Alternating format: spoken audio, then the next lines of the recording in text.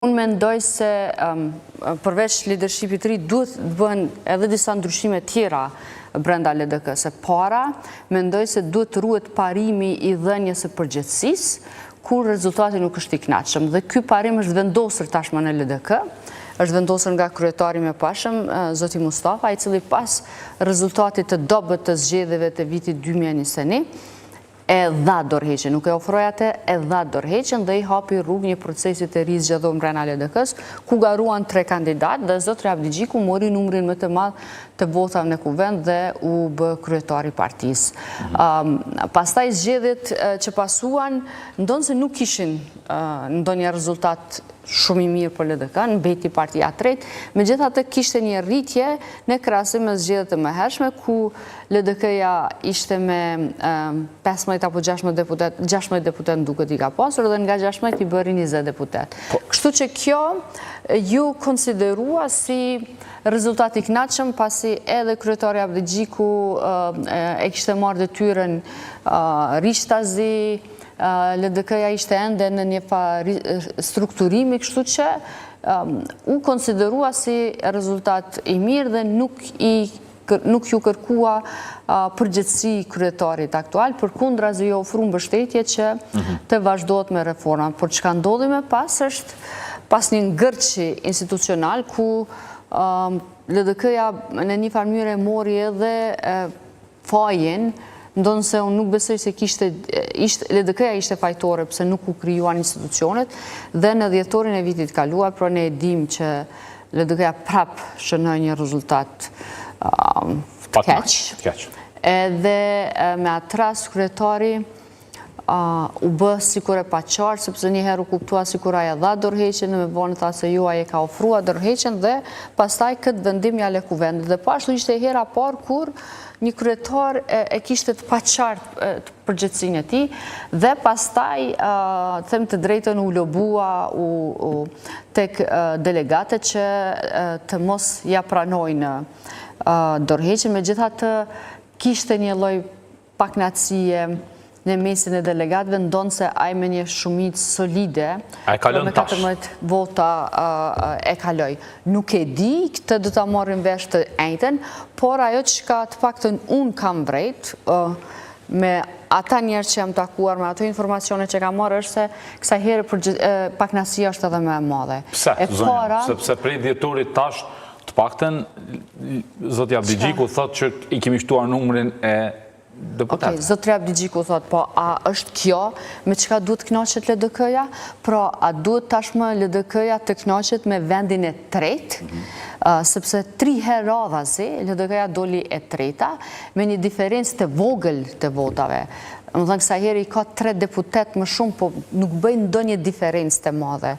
Pas marrjes së votbesimit ku ndodhi në janar, ai premtoi se do të bëj ndryshime brenda partisë, do ta bashkoj të djathtën dhe do të ketë vend për të gjithë në LDK. Po ne kemi vetëm ta marrim një shembull, listën e deputetëve që kur e kam parë, kur është publikuar, dorën zemër ka qenë shumë zhgënjyese. Pse? Ti nuk e di kriteri me cilin është formuluar ajo listë. Nuk ka pas meritokraci, sepse ti nuk mund t'i vësh në 10-shën e dytë njerëzit të cilët kanë kontribuar me dekada për LDK-n dhe po ashtu kanë pasur numër të madh të vota. Pra, personi i dytë më i votuar, zonja Bajrami, ishte numër 12. Përderisa në 10-shën e parë, ti kishe njerëz që as nuk ishin antar të LDK-s.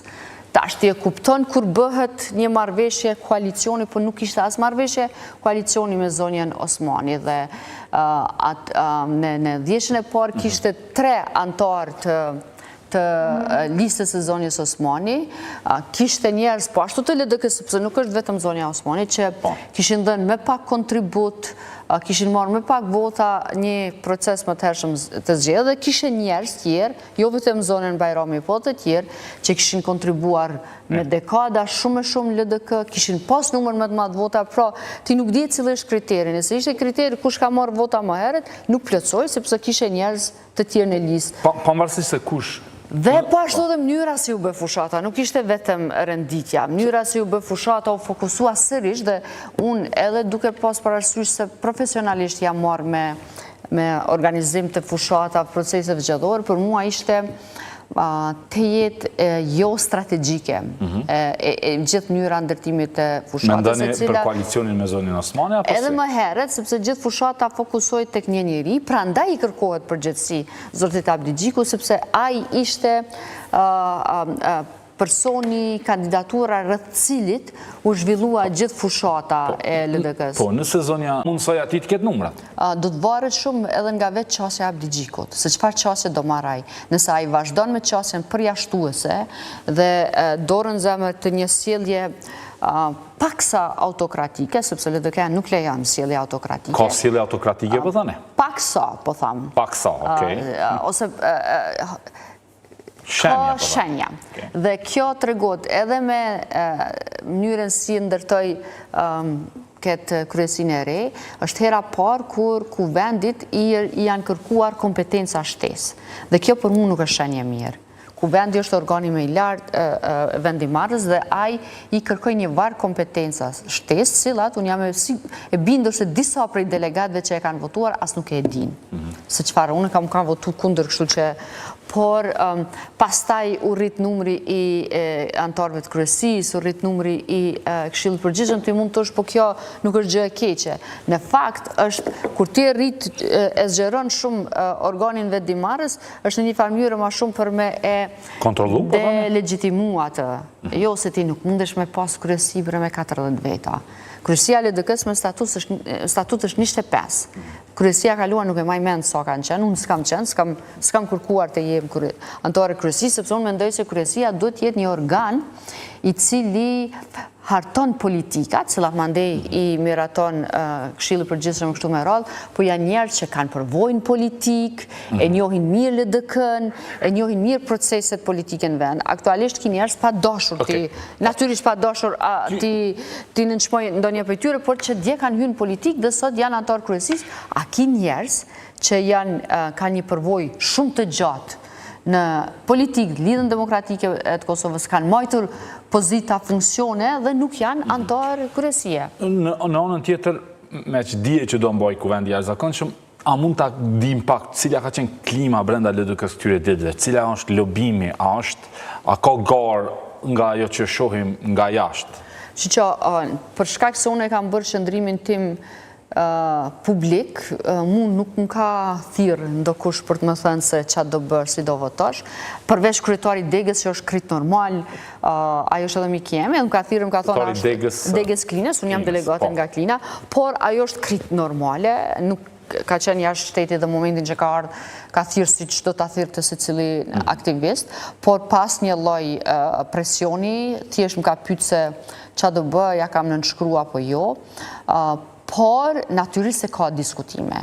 Ato janë demokratike? Unë nuk I konsideroj si të pa ligjshme ato, ose jo legjitime, që kam doket jo e ndershme, madje edhe jo e mençur, do thoja, kur kam dëgjuar se disa delegatëve I janë ofruar pozita në qeveri nëse ata votojnë për kundër shkarkimit të zotit Abdi Gjiku. Këtë keni dëgjuar nga kush? Nga them ashtu antar të LDK-s. Pa, mund t'jenë vetëm spekulime, e dini nga njerë bëhen edhe spekulime tilla për ti... Uroj t'jenë spekulime dhe uroj që këta delegat... A janë njerëz të besueshëm që I kanë thënë këto? Ju I besani me që po I artikularin? Janë antar të LDK-s. Dhe kjo I vën lajthitje këta njerëz, sepse mund edhe të mendojnë që nesër mund bëhen pjesë e institucioneve, por do t'ishte naive edhe nga ana atyre nëse mendojnë një gjë të tillë, sepse koalicioni nuk është I sigurt. Koalicioni me vënd, po thonë se është I sigurt. Po pse? Pra po tham, nuk e di nëse e ke por zonja Nagase, e cila në një farë mënyrë ka qenë si shefi grupit parlamentar në mandatën e kaluar mos gabofsha. Në një intervistë në një medium ka thënë që ne I kemi votat për themelimin e qeverisë dhe realisht I kanë. Sepse por nëse duan ta zgjidhin çështjen, 53, vërtet është. edhe plus me votat e minoriteteve. Por si kanë për çështjen e presidentit, prandaj si u duan. Presidentin nuk mujnë me nëse mbrana grupit parlamentar ka paknaçi dhe nuk ka zotri Abdigjiku nuk i ka, po themi ashtu, nuk e ka besimin e gjithë deputetëve të LDK-s. Atëherë si mundet me folaj në emën të 18 vota ti, kur nuk është i sigurt asaj vetë, se këto vota mund të jenë të gjitha 1-0.